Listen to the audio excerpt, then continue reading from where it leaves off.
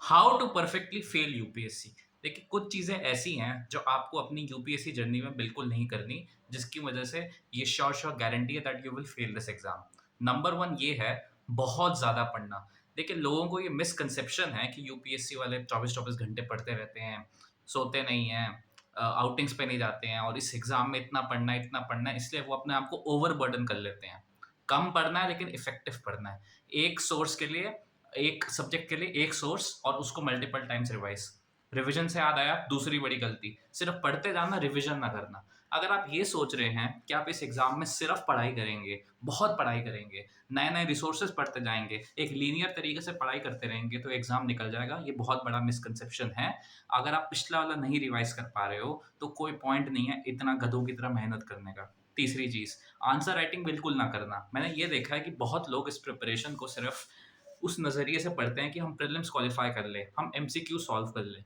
लेकिन ये exam ultimately answer writing का है और आंसर राइटिंग एक स्किल है जो आपको एक दिन में नहीं आएगी। इसलिए how not to perfectly fail this exam में आपको सबसे इम्पोर्टेंट याद रखना है कि आपको आंसर राइटिंग की एक कला आनी चाहिए। अगर वो नहीं है आपके अंदर इनहेरेंटली, जो कुछ लोगों के अंदर होती है, तो आपको पहले दिन से तो नहीं, लेकिन 2-3 महीने के बाद इस तैयारी में एक आंसर राइटिंग की प्रैक्टिस शुरू कर देनी चाहिए।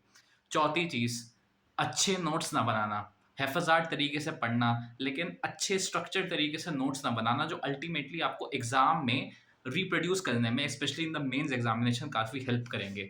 ये भी एक स्ट्रैटेजी है, एक मतलब स्ट्रैटेजी है, तो परफेक्टली फ़ेल द एग्ज़ाम कि अच्छे से कॉन्क्रीट तरीके से ऑब्जेक्टिव स्पेसिफिक नोट्स ना बनाना सब्जेक्ट्स के।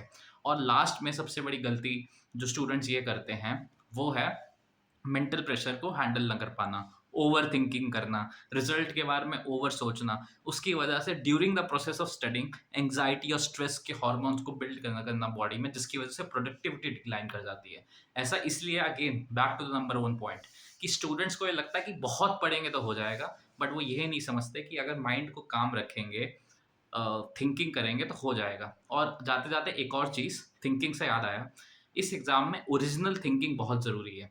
देखिए, प्रीलिम्स का पैटर्न चेंज हो रहा है और इस बदलते हुए पैटर्न में जो बंदा ओरिजिनल थिंकिंग नहीं होगी जिसकी, जो फैक्ट्स को बहुत अच्छे से समेट के उस पे अपना एक दिमाग नहीं लगा सकता, वो इस एग्ज़ाम में फ़ेल करेगा। आप प्रीलिम्स का पैटर्न देख लीजिए, आप एस्से में फिलॉसॉफिकल एसेस की अप्रोच देखिए, आप एथिक्स के पेपर का इनोवेटिव क्वेश्चंस देखिए। ये सब दर्शाता है कि UPSC wants creative young people जो ऑन द स्पॉट थिंकिंग कर सके, रादर देन जो फैक्ट्स को कहीं से मग अप करके आए हैं। ठीक है? तो ओरिजिनल थिंकिंग डेवलप करिए, एक होलिस्टिक पर्सनैलिटी मेंटेन करिए, काम रहिए, कम रिसोर्सेज को पढ़िए, ठीक है?